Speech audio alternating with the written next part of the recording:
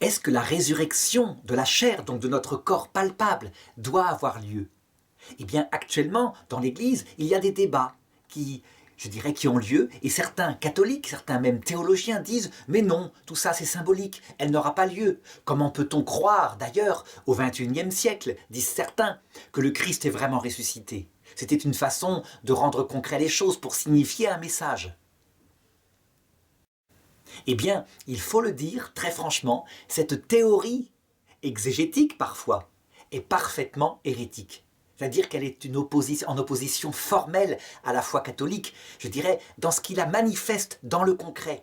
Si le Christ n'est pas ressuscité, dit saint Paul, vaine est notre foi, en ce sens que la résurrection physique, palpable du Christ, le corps n'est plus là. Le Christ, on peut toucher ses plaies, c'est ce qu'a montré saint Thomas d'Aquin. Et la preuve, pour eux, et pour nous croyants, que tout le reste de ces promesses est vrai, y compris la vision béatifique et la vie éternelle avec nos frères. Alors, certains ont un autre type d'argumentation.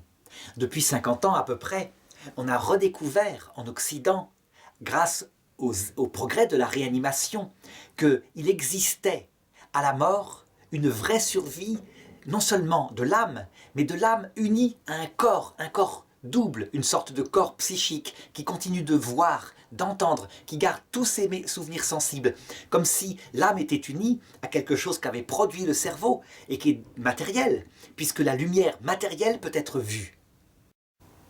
Il a aussi été découvert que ce corps qui accompagne les morts, ce corps a les propriétés que, habituellement, on attribue au corps du Christ, à savoir qu'il peut passer à travers les murs. Quand on pense à une personne qui est située quelquefois à 1000 km, aussitôt on se retrouve auprès d'elle, ce qui signifie l'agilité que le corps du Christ avait. D'autre part, ce corps voit les pensées, c'est-à-dire les morts voient les pensées de ceux qui sont vivants. Une sorte de masque est enlevé. Et le corps biologique de ceux qui sont vivants n'est plus un obstacle pour cacher les pensées de leur âme. Ça s'appelle la lumière, cette propriété-là.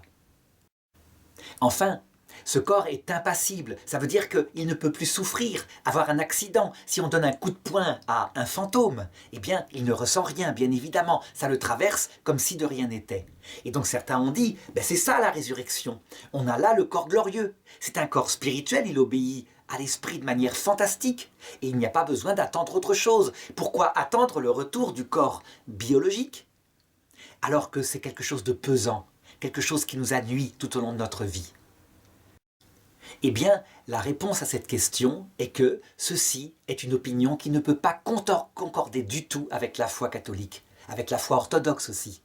À savoir que le Christ, pour bien montrer qu'il n'est pas un fantôme, un esprit, il le dit explicitement, regardez, un fantôme n'a ni chair ni os comme vous le voyez, et pour bien le montrer jusqu'au bout, il demande à ses apôtres de faire cuire du poisson et il l'avale devant eux. Même Thomas, qui lui doutera en disant « Mais si je ne mets pas mon doigt dans les traces de ses clous, si je ne mets pas ma main dans son côté, je ne croirai pas. » Même Thomas reçoit la possibilité de le faire, pour bien montrer que la résurrection est physique. Quant à dire que le Christ a retrouvé son corps sous le mode biologique, non, c'est autre chose. Ce corps est transfiguré, évidemment. Il n'empêche que la résurrection ne peut pas être simplement l'état des morts, donc qui ont un corps psychique. C'est quelque chose de réel qui se produira miraculeusement et qui nous fera retrouver la plénitude de notre être, avec aussi notre vie physique.